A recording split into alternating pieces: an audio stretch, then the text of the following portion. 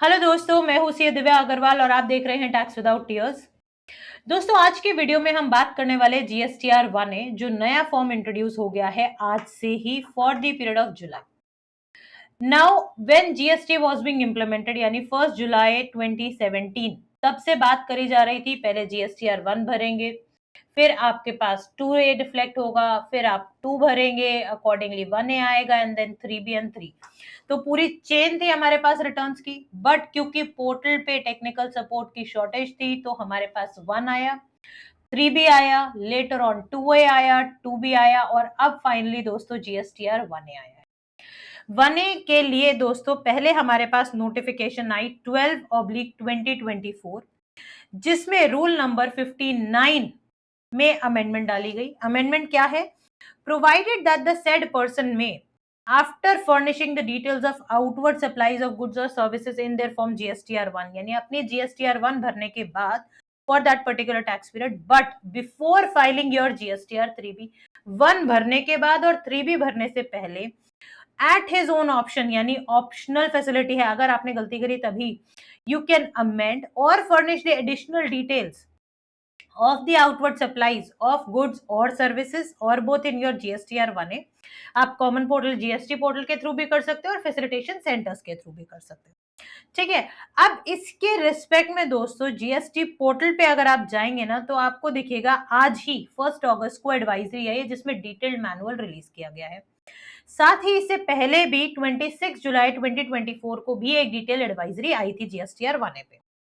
अब दोस्तों GSTR 1A कब यूजफुल है, कितनी आप अमेंडमेंट उसमें डाल सकते हो, कितनी आप एडिशनल डिटेल डाल सकते हो, क्या अब इसके बाद जो जीएसटीआर 1 में अमेंडमेंट का कंप्लीट टेबल है क्या वो आपके लिए यूजलेस हो जाएगा, वो सभी चीजें मैं इन डेप्थ इस वीडियो में डील करने वाली हूं। तो बने रहिएगा वीडियो के एंड तक।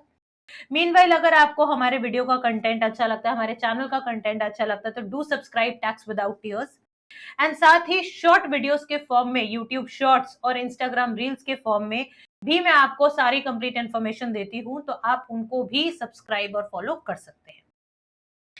अब दोस्तों जीएसटीआर 1A के रिस्पेक्ट में जैसे मैंने आपको बताया नोटिफिकेशन नंबर 12/2024 सेंट्रल टैक्स की 10 जुलाई को जो नोटिफिकेशन आई है उसके अंदर जीएसटीआर 1A आया जो कि एक ऑप्शनल फॉर्म या ऑप्शनल फैसिलिटी है कि अगर आपसे गलती हुई है तो आप भरिए, अदरवाइज आपको भरने की जरूरत नहीं है। इसके थ्रू आप ऐड कर सकते हो या अमेंड कर सकते हो कुछ डिटेल्स, सारी नहीं कर सकते हो। क्यों? क्योंकि मैं भी आपको बताऊंगी कहां पे हमारी एक रिस्ट्रिक्शन आ जाती है इसमें। अब something which was missed out या wrongly reported in your GSTR 1 तो आप उसको ठीक कर सकते हो। अब दोस्तों इन्होंने क्या कहा, it would be available for all the tax payers from अगस्त 2024 यानी आज अगस्त शुरू हो गए तो आज से ये अवेलेबल हो जाएगा आपको पोर्टल पे। जुलाई 2024 महीने के लिए जब आप जीएसटीआर 1 भरोगे मैक्सिमम बाय 11 अगस्त 2024 उसमें अगर आपकी कोई भी मिस्टेक होती है तो उसके रिस्पेक्ट में आप जीएसटीआर 1 भर सकते हो। इससे पहले के लिए 1 एप्लीकेबल नहीं होगा। ठीक है। अब इसके कुछ फीचर्स क्या है? पहली चीज ये ऑप्शनल फैसिलिटी है, कंपलसरी आप लोगों के लिए नहीं है। ये केवल एक ही बारी भरी जा सकती है, इसको आप बार बार नहीं भर सकते हो। अब जो जीएसटीआर 1A में जो आप चेंज करोगे वो हैंड टू हैंड आपके उसी टैक्स पीरियड के 3B में उसका इंपैक्ट आपको दिख जाएगा। फॉर एग्जाम्पल सपोज कीजिए आपने जीएसटीआर 1 भरी, जुलाई की जीएसटीआर 1 सपोज कीजिए मैंने भरी, उसमें मेरी tax liability in respect to one particular invoice 1 lakh rupees थी। क्लेरिकली मिस्टेक हुई और मैंने उसको 10 लाख रुपीज डाल दिया। तो क्या अब आप 1 लाख की जगह 10 लाख का टैक्स भरेंगे? आपका वर्किंग कैपिटल ब्लॉक हो जाएगा, कहीं ना कहीं बहुत प्रॉब्लम हो जाएगी, आपको फाइनेंशियल डिफिकल्टी हो जाएगी। तो इसी चीज को एलिमिनेट करने के लिए वी हैव आवर जीएसटीआर 1। अब 1A में वो पर्टिकुलर इनवॉइस के अगेंस्ट जो टैक्स लायबिलिटी आपने 10 लाख हो गई थी वो आप उसको 1 लाख कर सकते हो। आपने कर दिया। अब जब आप इसी जुलाई मंथ की 3B आप फाइल करोगे तो अब आपको 10 लाख का टैक्स देने की जरूरत नहीं है, आप केवल 1 लाख का दोगे। क्यों? क्योंकि जो आपने 1A भरी उसका इमीडिएट इंपैक्ट आप अपने 3B में ले पाओगे, आपको दिक्कत नहीं आएगी। अब इसके बाद दोस्तों दूसरा कंसर्न क्या आता है, अब मैंने 1A में उस बिल को अमेंड तो कर दिया, अब वो मेरे सामने वाले रिसिपिएंट को भी दिखेगा, अकॉर्डिंगली वो भी अपना आईटीसी लेगा। अब आइडियली उसको आईटीसी तो केवल 1 लाख का देना है, बट क्योंकि मेरी जीएसटीआर 1 में मैंने 10 लाख भर दिया था, बट मैंने 1A में चेंज भी कर दिया, तो अब क्या उसको अपनी 2B में 1 लाख रुपए का टैक्स इनपुट दिखेगा या फिर 10 लाख का दिखेगा? तो देखिए इसके लिए दोस्तों इन्होंने थर्ड पॉइंट में क्या कहा है, at the recipient and the ITC for the supplies declared or amended by the suppliers through from GSTR form GSTR 1A, they will be available to the recipient in form to be generated for the next tax period. यानी जुलाई के लिए मैंने 1A भरी जिसमें मैंने ये change किया, लेकिन मेरे रिसिपिएंट को ये कब दिखेगा, जब उसकी अगस्त की 2B उसको दिखेगी, रिफ्लेक्ट होने शुरू हो जाएगी, तब उसको अकॉर्डिंग चेंज उसमें दिख जाएगा। यानी पहले उसको 10 लाख ही दिखेगा, बाद में वो 1 लाख हो जाएगा। अब जो भी मंथली फाइलर्स हैं जीएसटीआर 1 के, उनके रिस्पेक्ट में इन्होंने क्या कहा, 1A अवेलेबल हो जाएगी हर महीने, for every month you will have your 1A, और ये आप कब तक और कब भर सकते हो, after this will be available from due date of filing your 1 or the actual date of filing 1, whichever is later, and will be available till the actual filing of the corresponding 3B. यानी एक तरह से actual date से actual date तक का पूरा time आपको रहेगा, जब तक आपने 1 भरी से लेके जब तक आपको 3B भरनी है, इन बिटवीन आप कभी भी 1A डाल सकते हैं। अब एक चीज का ध्यान रखिएगा दोस्तों, सेक्शन 37 एंड 39 यानी जीएसटीआर 1 3B के जो सेक्शंस हैं बेसिकली कॉरेस्पॉन्डिंग सीजीएसटी एक्ट में, उसमें क्लियरली मेंशन किया गया है कि अगर आपने पिछले महीने की 3B नहीं भरी तो करंट मंथ की आप 1 नहीं भर सकते हो, करंट मंथ की जीएसटीआर 1 नहीं भरी है तो आप करंट मंथ की 3B नहीं भर सकते हो। तो वही सेम बात इन्होंने लिखी, it is pertinent to reiterate that taxpayer he cannot file GSTR 1 for the month until he files 3B for the previous month, यानी पिछले महीने की उसको 3B फाइल करनी पड़ेगी। अब लायबिलिटी के पर्सपेक्टिव से बात करें तो net impact of the particulars declared or amended through 1A along with the particulars declared in 1 shall be auto populated in the same tax period 3B, यानी करंट मंथ की ही 3B में reflect हो जाएगा। तो आपका अगर टैक्स लायबिलिटी आपने कम करी है या ज्यादा करी है तो हैंड टू हैंड आप उसको पे करोगे, आपकी लायबिलिटी में आपका एक तरह से मिसमैच आप कैरी फॉरवर्ड नहीं करने की आपको नीड है। सिमिलरली सेम प्रोविजंस आपके क्यूआरएमपी यानी जो क्वार्टरली फाइलर्स है उनके लिए भी एप्लीकेबल है। अब ध्यान देने वाली इसमें बात यह है, क्वार्टरली फाइलर्स के केस में मंथ 1 और मंथ 2 में इस तरह की फैसिलिटी आपको अवेलेबल नहीं होगी, रादर वो आपको क्वार्टरली बेसिस पे ही अवेलेबल होगी। It can be amended through quarterly corresponding GSTR 1A, यानी मंथ 1 मंथ 2 के रिस्पेक्ट में जो आप आईएफएफ भरते हो उसके रिस्पेक्ट में आपको ये 1A की फैसिलिटी नहीं मिलने वाली है। अब in case where a change is required to be made in the GST number of the recipient, हो सकता है मैंने A पर्सन को सप्लाई किया बट मैंने अपने GSTR 1 में गलती से B पर्सन का GST नंबर डाल दिया, तो यूजुअली मैं उसको क्या करती थी, GSTR 1A में अमेंडमेंट की टेबल में जाके मैं B2B सेगमेंट में उसको अमेंड कर देती थी। बट अब क्या आप वो 1A के थ्रू अमेंड कर सकते हो, तो अब यहाँ पे वही बात बोली गई है, the same can be rectified only through GSTR 1 not through GSTR 1A। ठीक है, तो अगर आपको जीएसटी में चेंज करना है तो आपको जीएसटीआर 1 के थ्रू करना होगा, बट अगर आपको बाकी कोई भी अमाउंट में डेट में किसी भी तरह का और पर्टिकुलर चेंज करना है, टैक्स रेट एक्सेट्रा, तो वो आप 1A के थ्रू कर सकते हो। अब आज तो दोस्तों आया है वो कहता है detailed manual and FAQs of GSTR 1A।